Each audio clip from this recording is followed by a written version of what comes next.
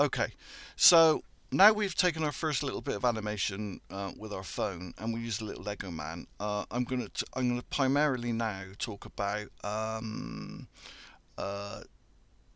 working with 2D. Okay, so that's pictures. Okay, and so the best thing that we can do to practice with is to try and do like a walk cycle. And so we've got like a little like stick man.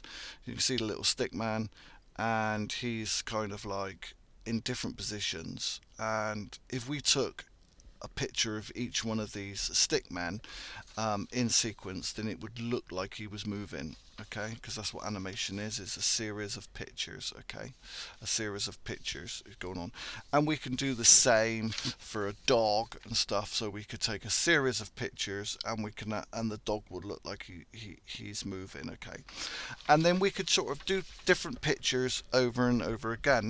Now I've done one of them, and we did one in class, and you should be able to just about see my screen. If I zoom in a little bit and then move that way a little bit. Okay, sorry about the light. I'll just focus it out a little bit more. That's good. And then we'll go back to the original screen by doing all the back arrows. Okay, and then what I did is I did like a stag. Okay, and this is a stag, and what I did was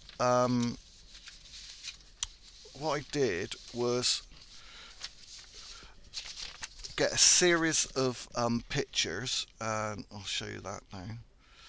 I got a series of pictures of the stag in different positions, okay, and it was in the right order, okay, and I took a picture of each, okay, and we did that in class, and we just to see how that looked, okay, and how did that look? Let's see that. You can't see that because it's on the wrong camera. There we go. So as you can see, it goes round and round and round.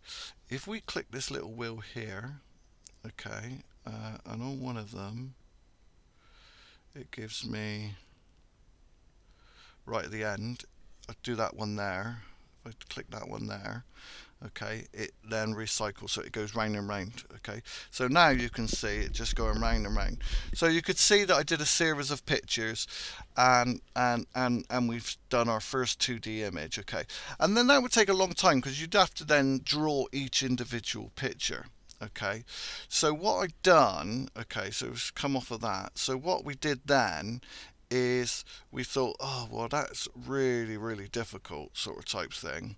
Um, but what if I got a person, okay, and this was the task that I want you to do, or part of the task. If you've got like a person, and let me just come off of that. No, cancel that. Do a new one.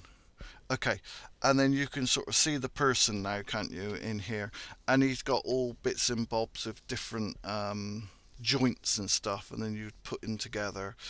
And you could use, Paloma said that you could use something to fit them together. You can get those little thin pin, they're like little gold things, and you could put like a hole in, so he sort of stayed together.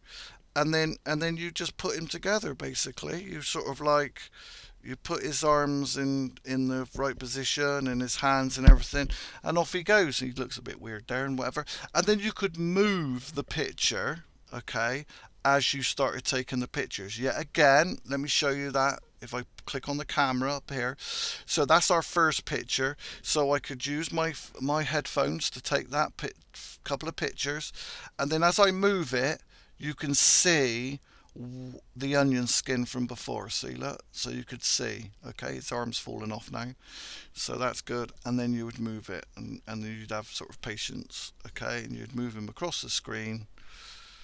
Okay, moving him slightly, and you can push the thing, and you know where he's gone. So he's kind of like falling apart. Okay, and so that's the 2D. So that's the 2D things. You can use pictures, a series of pictures, or you could do a cutout and move the cutout around, and that's a lot easier if you could attach them together. I don't have any of those little gold things that attaches them. You might find a different way. To actually uh, to cut out something, and you don't need to use a person as well, and do it. Like I said, you can use dogs, I thought another good one was that I was going to cut out this little snail. What I was going to do, I was going to animate him other than cut him out and then maybe do a cut so his eyes were separate and his eyes like moved around a little bit, and maybe the shell was not attached to the actual body, and then it was almost like he was cut down here as well. So I could move him a little bit. So as he walked along, he kind of like would move along like that as he moved along the screen and do that in animation. And so that's what we did today, and that's what you're so for the next 2 hours you're looking at 2D animation. You're looking at just maybe downloading that app and having a look at that app, and also trying to make something. If you can't do the app, you can still make something at home. Everyone's got paper and pencils, and that's it for today. Thank you very much.